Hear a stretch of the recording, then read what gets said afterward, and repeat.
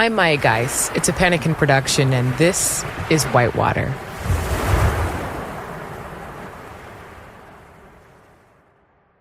What is this? You might be asking. A podcast, a series of short essays. Some of you may have noticed that I've already shared this series on Medium in the form of a blog. The short answer is art. When it's art, it can be anything, sort of. This is part 2 of what will be a 4-part exposition on Whitewater, that critical, transformative, transitionary phase where we leave our comfort zone and ride the wave toward our dreams. My goal here is to offer a new perspective on old themes, so just have to trust me as I paint this mental picture of water, wind, land, weather, and of course, creative urgency. After this, I expect we'll get into longer interviews and other stories, but in the meantime, where did we leave off?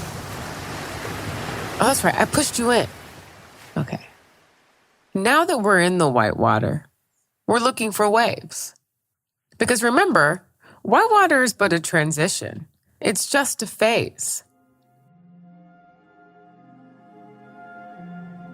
When we enter the Whitewater, we enter the unknown.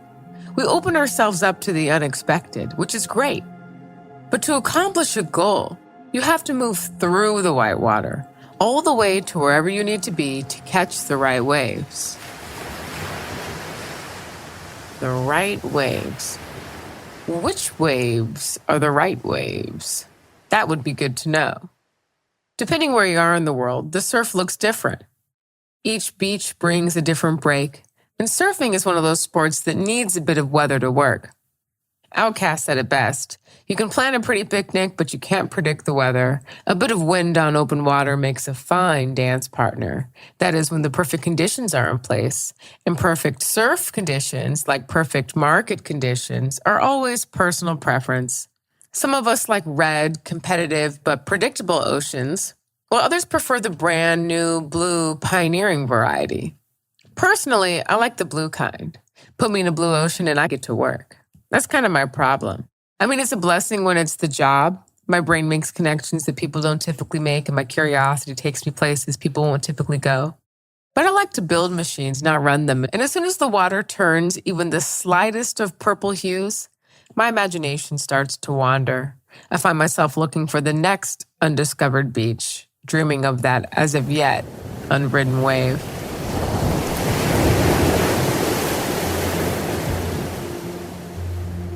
At the moment, I find myself in transition. A couple months ago, I made a leap, I quit my job, started a company. So right now, I'm here, at this exact phase, standing in Whitewater, looking for waves. I don't like it. It's true, I can't stand Whitewater. I don't like uncertainty. But as we both know, the quickest way forward is through.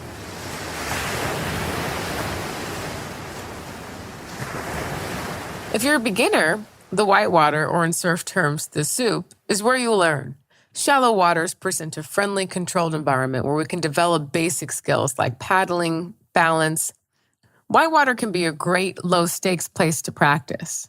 And because perfection is boring, here on my figurative beach, practice doesn't make perfect. It makes permanence. If you're practicing in the Whitewater, make sure you practice good habits, good form, the right technique. In fact, Whitewater is a great place to practice the soft skills. As you study your new pursuit, remember to smile. I'm kidding. But be kind, be generous, be fair, including to yourself, and stay curious. Because complexity, she's always waiting. She stays ready. Just when you think you've got it, complexity. So we practice the right things, the right way, all in the name of showing up prepared at the moment opportunity strikes. Good thing we have some insight into what Mother Nature is up to.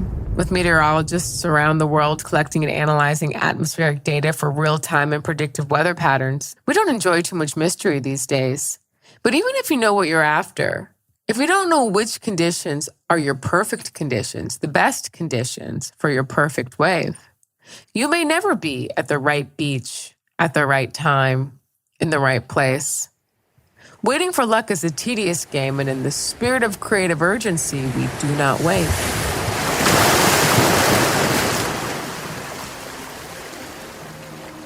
The direction, speed, and consistency of the wind forms a wave. Pressure systems and fronts shape the wind. Seasons shape the wind. We should all be weather them. It's good to be lucky, but here on my figurative beach, we do things on purpose, scanning data, collecting intelligence, so the waves we chase are the waves we want to catch. And the kind of waves we want to catch are the kind of waves that take us all the way back to the white water, all the way back to shore. Renewed. As who?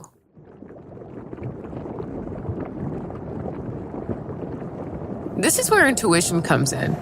Call me corny, but if you don't know who you are and what you believe, there are a million signals that are going to take you off course. What does Yogi Berra say?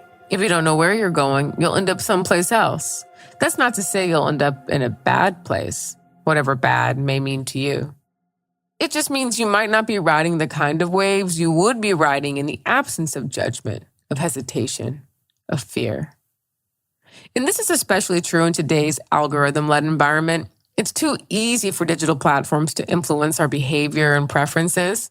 But when you understand your values and feel empowered to make the decisions, big or small, that are right for you, your autonomy and agency remain intact, lending to other nice things like personal satisfaction, a sense of inner joy, fulfillment.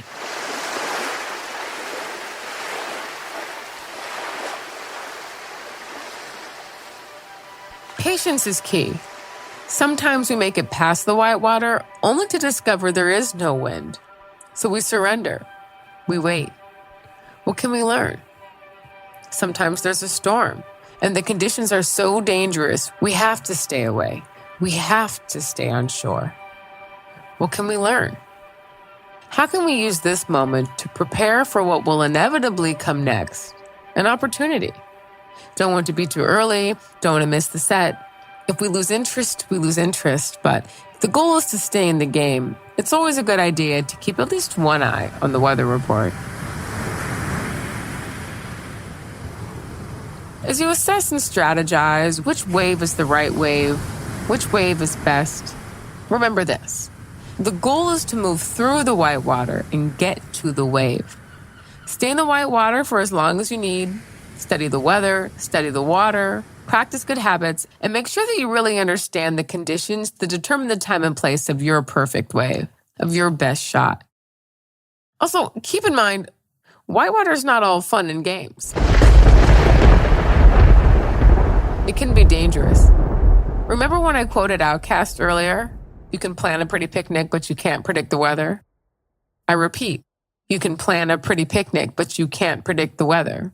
The chaotic, unpredictable nature of whitewater means that it will test your resilience, your preparation, your trust in your own intuition. And not everyone's ready for that test. Remember that whatever happens was meant to be. There are lessons for us in every attempt, and those lessons become stories, aka valuable currency. And finally, the wave you take determines your journey. Be mindful. And don't waste your time on the waves that everybody's riding. Go after the ones that feel irresistible to you. Ow, you stepped on a sharp piece of self-doubt.